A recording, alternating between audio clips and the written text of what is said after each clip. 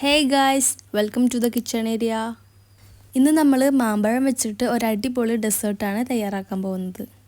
Trust me guys, അടിപൊളി ഡെസേർട്ടാണ്. നമുക്ക് ice cream കഴിക്കാനുള്ള ക്രേവിങ്സ് ഒക്കെ വരുന്ന സമയത്ത് ഇത് കഴിക്കാവുന്നതാണ്. അപ്പം നമുക്ക് വീഡിയോയിലേക്ക് പോകാം. അതിനായി ഞാനിവിടെ 3 മാമ്പഴം എടുത്തിട്ടുണ്ട്. നല്ല പഴുത്ത മാങ്ങയാണ് കേട്ടോ. ആദ്യം നമുക്ക് ഈ മാമ്പഴം എല്ലാം കൂടെ ഒന്ന് ചെറിയ കഷ്ണങ്ങളാക്കി കട്ട് ചെയ്തെടുക്കാം. ഇനി ഒരു പാൻ വെച്ച് ചൂടാക്കി അതിലേക്ക് നമ്മൾ നേരത്തെ അരിഞ്ഞു വെച്ച മാങ്ങ എല്ലാം കൂടെ ഒന്ന് ഇട്ട് കൊടുക്കാം.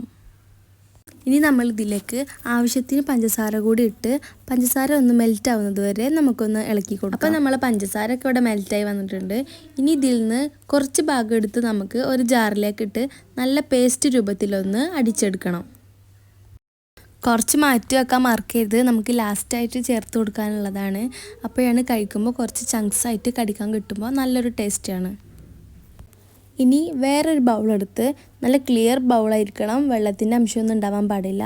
അതിലേക്ക് നമുക്ക് 2 കപ്പ് വിപ്പിംഗ് ക്രീം ചേർത്ത് കൊടുക്കാം. ഇനി ഇതൊന്ന് ബീറ്റ് ചെയ്തെടുക്കാം. സ്റ്റിഫ് പീക്സ് ഫോം ചെയ്യേണ്ട ആവശ്യമില്ല, ജസ്റ്റ് ഒന്ന് സോഫ്റ്റായി കിട്ടിയാൽ മതി.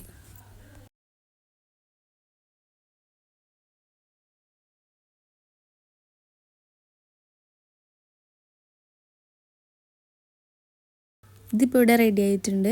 ഇനി നമ്മൾ നേരത്തെ അടിച്ചു വെച്ച മാംഗോയുടെ പ്യൂരി കൂടി ഇതിലേക്ക് ചേർത്ത് കൊടുക്കാം. അതിലേക്ക് 1 ടീസ്പൂൺ വാനില എസൻസ് കൂടെ ചേർത്ത് കൊടുത്ത് നന്നായി ഒന്നുകൂടെ ബീറ്റ് ചെയ്തെടുക്കാം.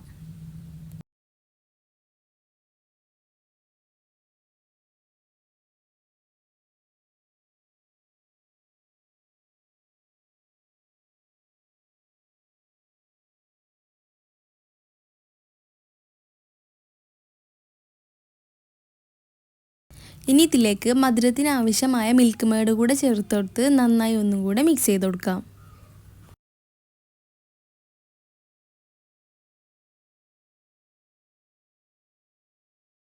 ഇനി അവസാനമായി നമ്മൾ നേരത്തെ മാറ്റി വെച്ച മാങ്ങയുടെ കുറച്ച് ചങ്ക്സ് ഉണ്ടായിരുന്നല്ലോ, അതുകൂടെ ചേർത്ത് കൊടുത്ത് നന്നായി ഒന്ന് മിക്സ് ചെയ്യാം. ഇനി ബീറ്റ് ചെയ്യേണ്ട, ഇനി ജസ്റ്റ് ഒന്ന് മിക്സ് ചെയ്താൽ മതി.